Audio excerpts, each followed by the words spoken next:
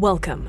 You're listening to the Malcontent News Russia-Ukraine War podcast, the show that cuts through the fog of war and updates you about the ongoing conflict in Ukraine. Don't forget to like, comment, and subscribe on Apple Podcasts, Spotify, and Google Podcasts. Hello, I'm Marina Yevshan, your host of the Russia-Ukraine War Report podcast, and today is April the 23rd, 2024. It has been 3,739 days since Russia started covert military operations in Crimea, 10 years and 63 days since the start of the Russia-Ukraine war, and 2 years and 60 days since Russia expanded its war of aggression. Today's podcast looks at events that happened on Monday and Tuesday morning. During the podcast, you will find the Russia-Ukraine war map helpful to visualize the areas discussed. A link is in the podcast description. There are map updates today. The Russia-Ukraine War Report is compiled by our team from around the world. Today's report includes information from our direct contacts and journalists in Ukraine, the Russian Ministry of Defense, the General Staff of the Armed Forces of Ukraine morning reports, operational commands north, south and east of Ukraine, open source intelligence, our in-house team of analysts and geospatial experts, and pro-Ukrainian and pro-Russian mail bloggers and social media channels with a track record of trying to be accurate. We have one mission, the truth, because the truth matters.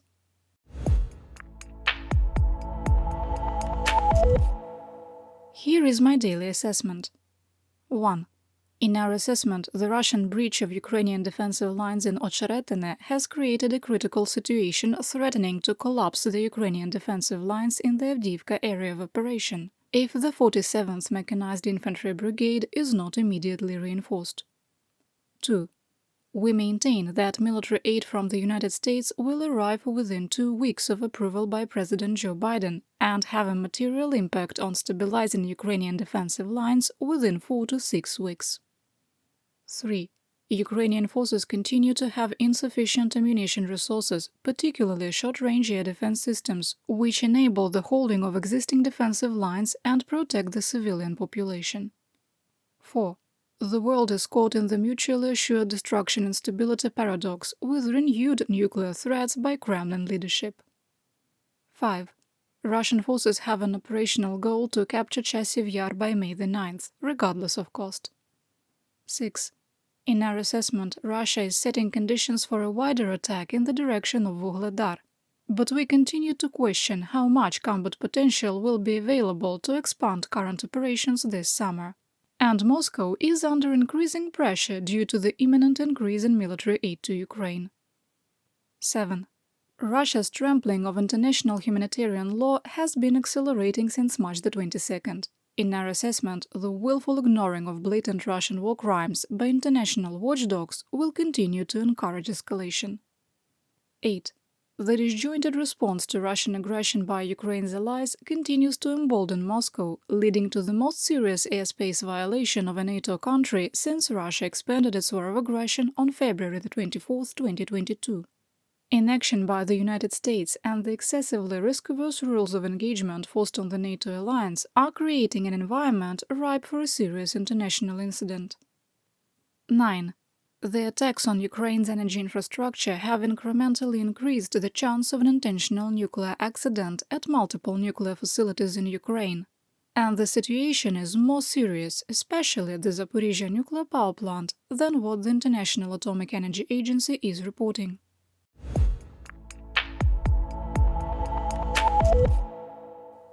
Russia continued its attacks on civilians and civilian infrastructure. During April the 22nd and the morning of April the 23rd, Ukrainian air defenses shot down 15 of 16 Shahed-136 one-way drones. Russia also launched 2 Iskander-M short-range ballistic missiles and at least 1 Kh-59 air-launched guided missile. At the time of recording, there was a report of a strike in Kharkiv Oblast that is consistent with an S-300 anti-aircraft missile used for a ground attack. In the city of Kharkiv, a Kh-59 missile hit the main digital TV transmission tower, collapsing the top half of the structure. There were no injuries, and residents have been advised to listen to radio broadcasts for news. In the village of Yurchankove, the VKS, that's the Russian Aerospace Forces, bombed an excavator, killing the driver instantly. A humanitarian aid worker was injured in Kupiansk during a separate Russian attack. In the early morning of April the 23rd, a Russian missile strike hit an abandoned chicken farm near Kharkiv. At the time of recording, no other information was available. Most of the Shahed-136 one-way drones launched by Russia targeted Kyiv, with all intercepted without incident. In Odessa, a Shahed-136 hit a residential area, damaging 14 apartment buildings and wounding 7, including 2 children. 34 people required rescue from emergency services. Russian forces continued to shell free Kherson Oblast from the left bank of the Dnipro River. 2 people were wounded in Kherson, including a woman waiting at a bus stop who received a severe closed head injury. 2 men, including an 85-year-old pensioner, were killed in a Russian attack near the remains of the Kakhovka Dam.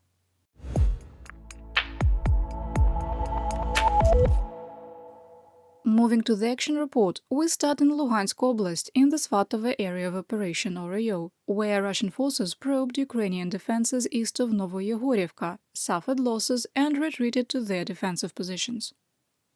Fighting continued in the Kremenna AO of Luhansk Oblast. Mutual fighting was reported east of Terny, with no change in the situation. Russian forces attacked in the direction of Torske, but failed to advance. The General Staff of the Armed Forces of Ukraine, or GSAFU, reported fighting restarted in the Serebryansky forest. Our analyst team found evidence of fighting south of the village of Dubrova. In the Siverskaya of Luhansk Oblast, Russian forces entered an operational pause, with only harassment attacks northeast and southeast of Bilogorivka. Russian troops made another attempt to advance on Verkhnyokamyansk from Zolotarivka, suffered additional losses and returned to their defensive positions.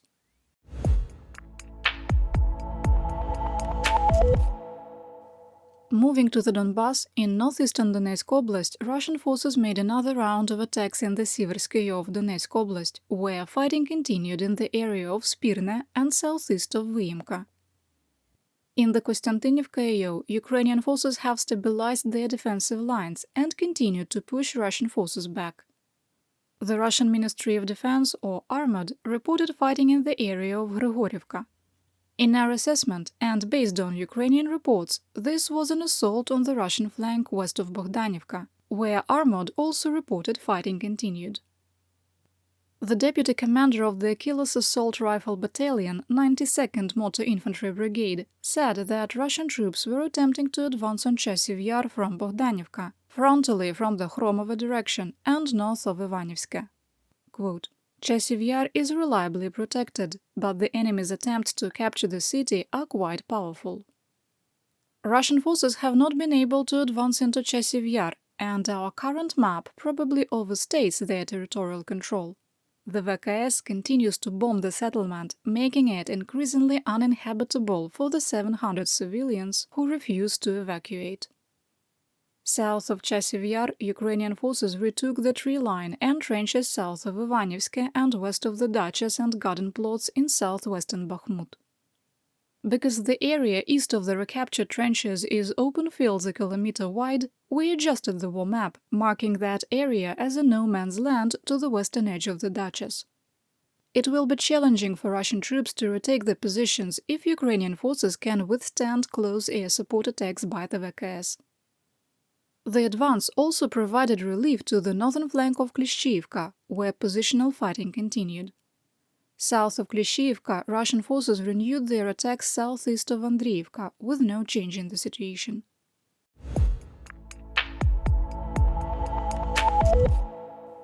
In southwest Donetsk Oblast, Russian forces have expanded their control in Ocheretyne, threatening to breach Ukrainian defenses and flank the natural defensive barriers west of Avdiivka. Russian propagandist claims of the capture of Novokolynova are false, with fighting continuing in the village. The Ukrainian 47th Mechanized Brigade has pulled up Bradley infantry fighting vehicles to defend Ocheretyne, but has not been able to stabilize the situation. Russian troops continued to advance through the southern part of the settlement, following the railroad line. Russian troops also punched through Ukrainian defenses north of the train station, reaching the center of Ocheretyne and raising their flag. They were expanding their area of control in 3 directions, driving a wedge into Ukrainian defensive lines. There has not been a breach, but the situation has become critical. Moving to assessment. If Russia can capture Ocheretyne, its troops can continue to advance on the T-511 highway toward Hrodivka, pushing into the second echelon of Ukrainian defenses where artillery units are located. This would threaten the entire Ukrainian defensive line from Novobakhmutivka to Netailove. In our assessment, the situation is critical, and Ukrainian commanders need to dedicate the resources to push Russian troops out of Ocheretyne and back to the eastern edge of Novobakhmutivka. This is one of the most critical defensive situations since the December 18, 2022 capture of Yakovlivka near Soledar. The loss of Yakovlivka set conditions for Russian troops to capture Soledar, leading to the fall of Bakhmut. Along the defensive lines west of Avdiivka, Ukrainian forces continued to hold back Russian troops. Fighting continued east of Novobakhmutivka, in Berdichi, and east of Semenivka, Umanske, Yasnobrodivka, and Netailove. In the Vuhledar area, fighting continued on the southeast edges of Krasnogorivka, with no change in the situation, and Russian forces continued more intense attacks on the eastern edge of Georgievka and northwest of Pobeda. Russia released a video showing a flag raising on the western edge of Novomykhailivka, and Armored claimed that the settlement had been captured.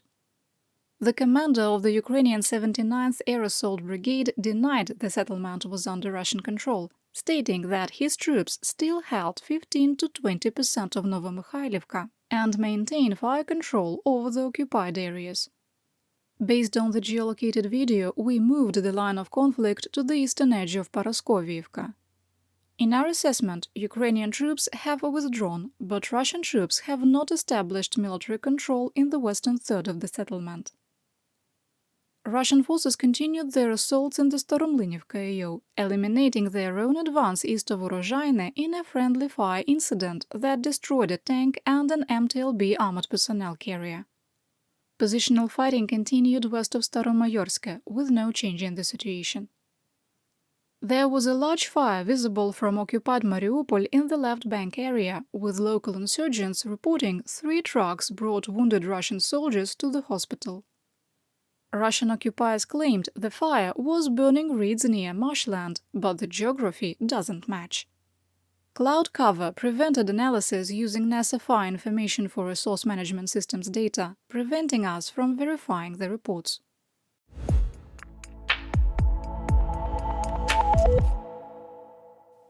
A Russian aircraft dropped another Fab 500 bomb in the Belgorod region. The bomb did not arm, and explosive ordnance disposal engineers neutralized the threat. While Russian bombs have fallen off of aircraft along the entire line of conflict, in the last 45 days over 75% of the incidents have occurred in the Belgorod region. In the Karachay-Cherkess Republic, Islamic extremists, including Ruslan Semyonov, who is already wanted for terrorism, ambushed police with the Ministry of Internal Affairs, killing at least 2 officers and stealing weapons. In Voronezh, the Anikmash plant had a major fire, destroying up to 4,000 square meters of electrical equipment production. 3 employees were killed and 2 more were wounded. We normally don't report on non-combat related industrial accidents in Ukraine or Russia, but the plant is believed to produce equipment used in war production. In the Smolensk region, 3 children ages 13 to 16 were arrested for setting multiple railroad relay cabinets on fire between the Krasnaya and Gusina stations near the Belarus border. The April 17th attack temporarily shut down passenger rail traffic. All 3 are in custody, with 2 old enough to be tried as adults for sabotage and could face up to 20 years in a penal colony. You're listening to the Malcontent News Russia-Ukraine War podcast. Our team of journalists, researchers, and analysts is funded by readers, listeners, and viewers just like you. To support independent journalism, please consider becoming a patron. You can find us on patreon.com/malcontentnews.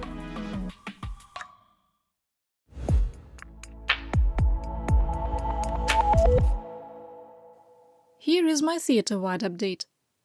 Someone changed the sign, because it's been 0 days since a Russian government official has threatened nuclear war. The Kremlin continues to struggle with its message after the US House of Representatives approved substantial military aid for Ukraine, going to the "don't make us nuke you" well again. The Foreign Minister of Russia, Sergei Lavrov, warned, quote, "We see serious strategic risks in this, leading to an increase in the level of nuclear danger. The Westerners are teetering dangerously on the brink of a direct military clash between nuclear powers, which is fraught with catastrophic consequences." Unquote. The only country in the world that has threatened nuclear war in the last 6 months is Russia. And there is only a minuscule risk of Russia using nuclear weapons, which has existed since the collapse of the Soviet Union in 1991. Russia has repeatedly used the threat of nuclear war as a deterrent to provide military support for Ukraine and overplayed the threat in 2022. The messaging provides talking points to pro-Russian voices on social media and feeds into the angst held by some national security experts. Find your nuclear bunker Generation X buddy who can explain what it was like living during the Cold War. This was a day that ended in Y roughly through 1986. On April the 24th, Ukrainian men of conscription age can only receive consulate support to receive documents to return to Ukraine. The change is due to the mobilization law that was signed on April the 17th. London has accepted the credentials of former Commander-in-Chief Valery Zaluzhny, who has been named the new Ukrainian ambassador to the United Kingdom. Captain Dmytro Pletenchuk has been named the new Director of Communications for Operational Command South, replacing Natalia Humenyuk, who was dismissed last week. A bipartisan group of congresspersons, Thomas Kean Jr., Bill Keating, Madeleine Dean, and Nathaniel Moran, arrived in Kyiv for meetings and as a show of support for the Ukrainian government. Speaking at a press conference, Keating told reporters, quote, "You may have noticed that things don't happen very quickly in the US Congress these days, and it's a shame. But the bipartisan spirit that we have here is a sign that we can get the job done." Unquote. President of Ukraine Volodymyr Zelensky talked to his American counterpart Joe Biden by telephone. President Biden promised that he would immediately sign the supplemental spending bill and repo act as soon as the Senate approved it, and that the first defense aid package to Ukraine would be, quote, "fast and powerful." Zelensky indicated that the first package would include ATACMS missiles and said that negotiations for security guarantees between the US and Ukraine were ongoing. The US Senate is expected to vote on its version of the supplemental spending package and repo act today. London confirmed that it would announce the details of a $617 million military aid package to Ukraine on Tuesday. The latest package will be the largest tranche of aid the UK has provided. The next meeting of the contact group on the defense of Ukraine will be held this Friday. Approximately 50 nations are expected to attend. Politico reported that the US is considering sending additional non-combat military advisors to Ukraine, citing a statement by Department of Defense spokesperson Major General Patrick Ryder.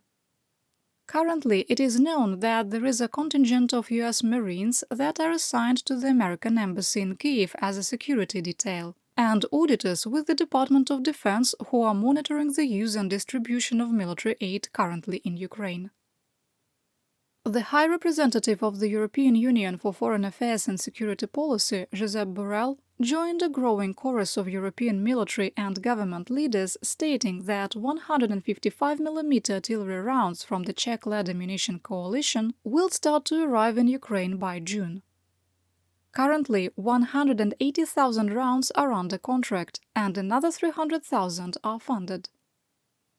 The former head of the Polish National Security Bureau, retired Brigadier General Stanisław Kozej, called on Warsaw to shoot down Russian missiles and drones still in Ukrainian airspace if they are on a clear course toward Poland. He called for creating an, quote, "air and missile defense zone several tens of kilometers into Ukraine," stating, quote, "Such a forward zone is simply an element of self-defense in accordance with international law. It is the protection of its borders from incidents. The Prime Minister of Poland, Donald Tusk, said that while his nation does not have any Patriot air defense systems it can spare, Ukrainian airspace could be defended, quote, in other ways and with other types of weapons. There has been rampant speculation that Kyiv and Warsaw are in active talks about establishing a joint air and missile defense zone. Polish President Andrzej Duda told FACT that he has been leading negotiations with the US to forward deploy nuclear weapons in his country.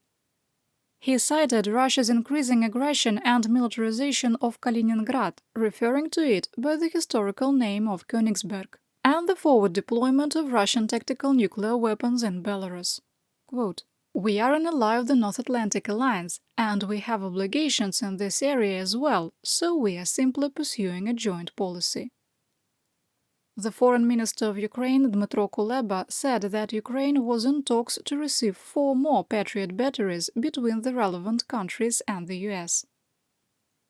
Greek officials said their nation was willing to provide 1 or 2 Patriot systems to Ukraine under the condition that the US would provide a security guarantee to backfill their inventory if there were an act of aggression by Turkey. In breaking news at the time of recording, several Greek news agencies were reporting that Washington and Athens had ironed out the details of an agreement. The Greek Patriots would include PAC-2 interceptors. The Minister of Defense of Sweden, Poul Jonsson, said that his country was considering sending a Patriot battery to Ukraine, but did not provide any additional details. Independent of a decision on the Patriot, Sweden will transfer their air defense systems to Ukraine, possibly including the RBS-70 man-portable air defense system. Latvia also announced that it would provide Ukraine with short-range air defense systems, as the vote in the House of Representatives to restart aid to Ukraine appears to have opened the floodgates of new aid from other countries. German newspaper Bild reported defense manufacturer FFG, who was contracted to provide 400 mine-resistant ambush protection vehicles in 2024 as part of a $336 million contract, will only deliver 100. The contract has been plagued with problems, including claims that Ukraine was overcharged and the specified vehicles lack adequate protection for use in frontline areas. FFG claims the delays are due to licensing issues in the US and meeting mine resistance requirements.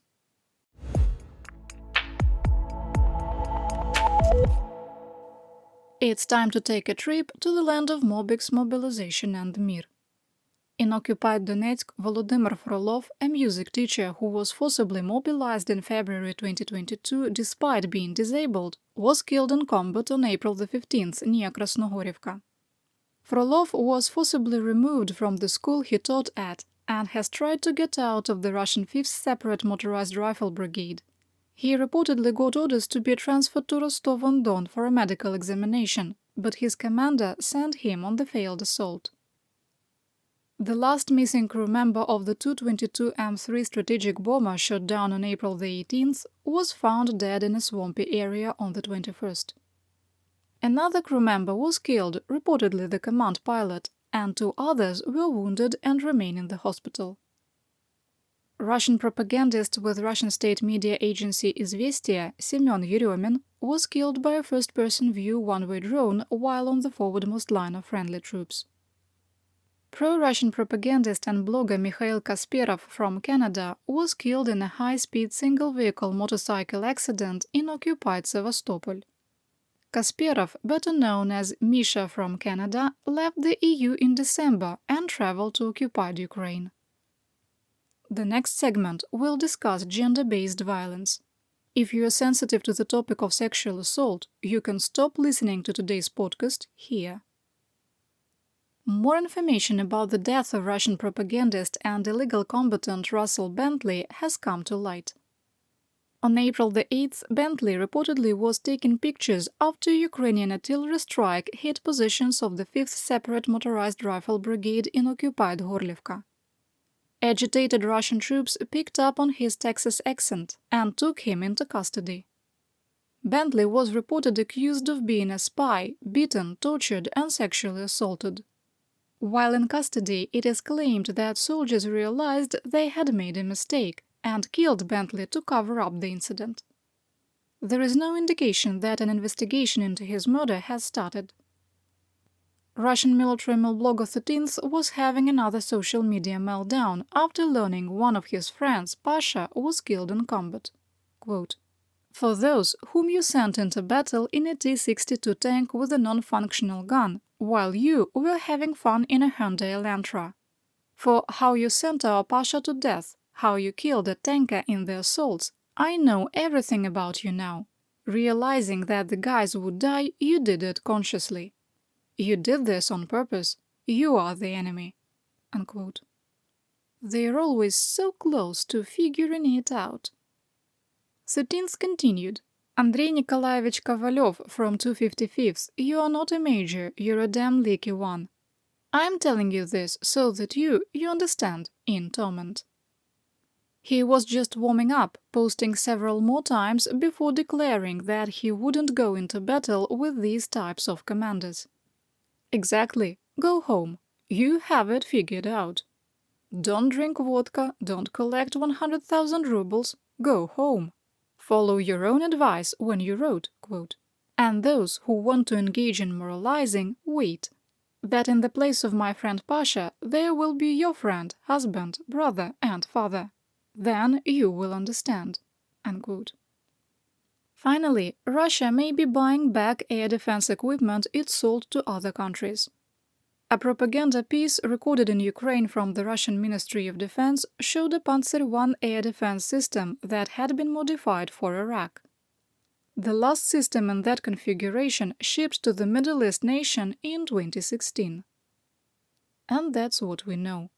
Your support of my home, Ukraine, helps us make history and protect the future for all. You've been listening to the Malcontent News Russia-Ukraine War podcast. To help keep us independent, please consider providing financial support by becoming a patron. Want on-demand news in your hand? Download the Google News app and make Malcontent News one of your favorites to receive breaking news updates. Thank you for listening.